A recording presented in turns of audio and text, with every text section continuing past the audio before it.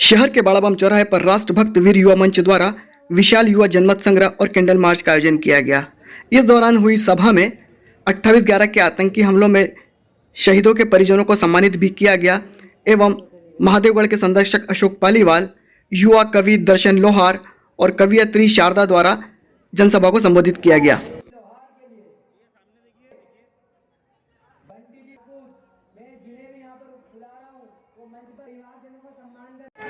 भारत माँ को गाली देने वालों का देश में रहना बंद करो। आज चीन के इन सांपों को छाती पे सहना बंद करो कि पालघर की सड़कों पर बोलो।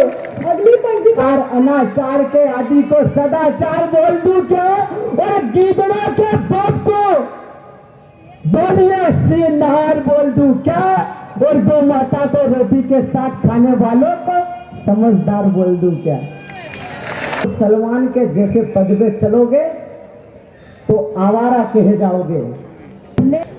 वीरों के वंश का अंश कायर, या मर गया है पुरखों का प्राण वाला, क्या सूख गया है माताओं के आंचल का दूध, या हो गया है रंग लाल माटी का काला, क्या टूट गई गुरु गोविंद की तलवार, या फिर बूढ़ा हो गया महाराणा का भाला।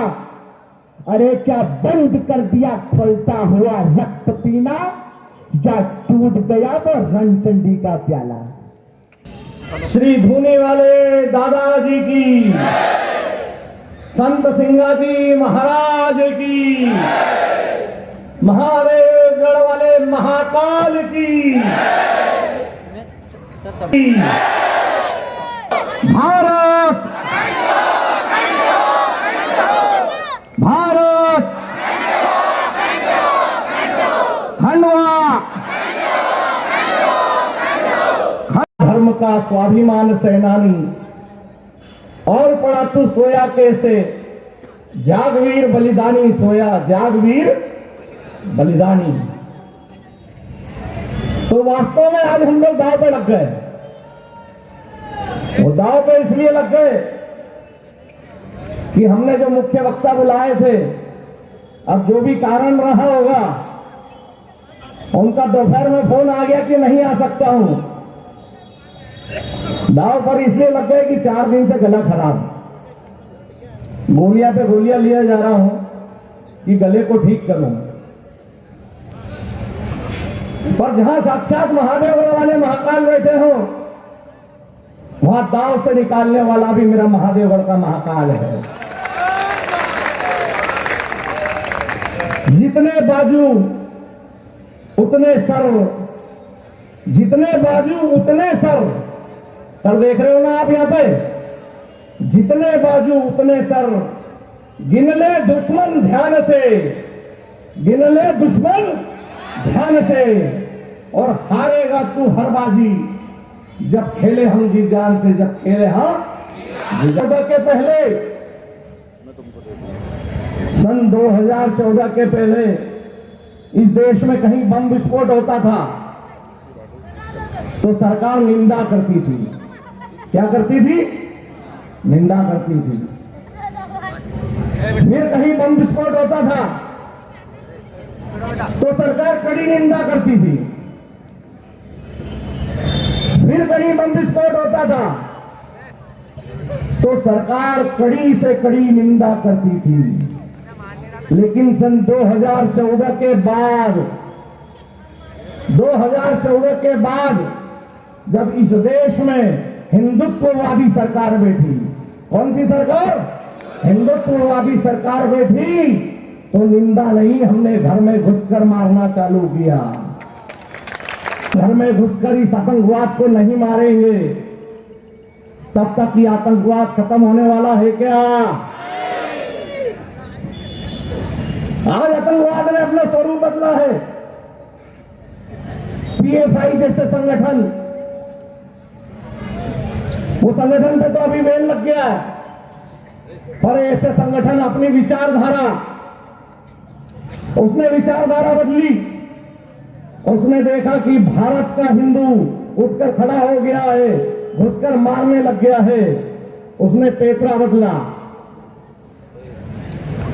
उसने पेपरा ये बदला कि उसने जिहाद चलाया तो जमीन जिहाद। कौन सा जिहाद? जमीन जिहाद। जमीन जिहाद वो जिहाद है जो सन 1947 में इस देश का बंटवारा करके गया था। जमीन जिहाद वो जिहाद है जो पाक अधिकृत कश्मीर हमारा लेकर गया था। जमीन जिहाद, लौ जिहाद, नाना कितने प्रकार के जिहाद इन जिहादियों ने चालू कर दिए। की पावन भूमि अभी पूरे देश में चल रहा है विषय कि बहन श्रद्धा के 35 टुकड़े कर दिए गए। लेकिन मैं बताना चाहता हूं कि यह हमारा खंडवा है, यह हमारी बहन काटी नहीं जाती। वो इसलिए नहीं जाती है कि उसके कटने के पहले ही हमारा हिंदू वीर, हमारा यहाँ का हिंदू वीर उस अब्दुल को पकड़ लेता है। बादशाह पकड़ लेता है ना। हिंदू जागरण मंच भी यहां पर बैठा हुआ है। उसने स्टेटमेंट दिया। स्टेटमेंट क्या दिया? बोले खंडवा में भगवा लौ चल रहा है। कौन सा लौ चल रहा है? भगवा लौ। तो मैं ये कहना चाहता हूं कि जब कोई भी हमारी बहन जब लौ जिहाद का शिकार होती है तो वो काटी जाती है, उसके साथ हिंसा होती है। लेकिन कोई भी अगर बहन इधर आकर भगवा चोला पहन लेती है तो वो हम सब में पूजी जाती है। उसे डरने की जरूरत नहीं है।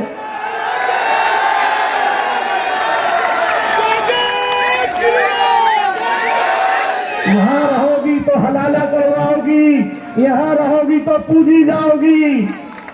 गाली देने वालों को भी बोलना चाहता हूं कि तुम गाली दे रहे हो, हम तुमको छोड़ने वाले नहीं हैं। यहां सरतन से जुदा के नारे अभी बीच में लगे थे। ध्यान रखना, सरतन से जुदा के नारे लगाने वालों, कोई भी आतंकवादी विचारधारा खंडवा में चल नहीं सकती। ये मेरे महादेव की नगरी है, यहाँ धर्मांतरण चल सकता है क्या? महादेव गढ़ की शरण में आता है और वापस पूजा जाता है। पियो के खाली करो, पियो के खाली करो। कश्मीर से लेकर खंडवा की अखंडता तक हमारी ये लड़ाई जारी है और हमको समाज को तब तक चेतन करके रखना है जब तक हम हमारे खंडवा को अखंड नहीं कर लेते, को भारत को अखंड नहीं कर लेते। इसलिए एक बार अपना उद्घोष खंडवा के लिए भी हो। खाली कर दो रास्ते, खाली कर दो रास्ते, खाली कर दो रास्ते। कश्मीर की है ये अखंड वही बला है जो भारत को अखंड करने की बात है। ये वही बला खंडवा की है कि हमको खंडवा को भी अखंड करना है। अखंड किस लिए? अखंड इसलिए कि मेरा देश का, मेरा खंडवा का सज्जन समाज निर्विघ्न होकर उन संवेदनशील मार्गों से जब आता जाता रहेगा, जब मेरे कार्यक्रम, मेरे गणपति उन गलियों में पूजे जाएंगे, जब मेरी माता जी उन रास्तों पे पूजी जाएगी, तो उस क्षेत्र में चलने वाली आतंक की विचारधारा चलेगी क्या? प्रकार की एजेंसियां उन क्षेत्रों में काम करना चालू करेगी। हम आएंगे जाएंगे तो उस क्षेत्र में मेरे रहने वाला हिंदू भाई जो उन जिहादियों की छाती के बगल में खड़ा है वो डट कर खड़े रहेगा, वहां से पलायन करेगा क्या?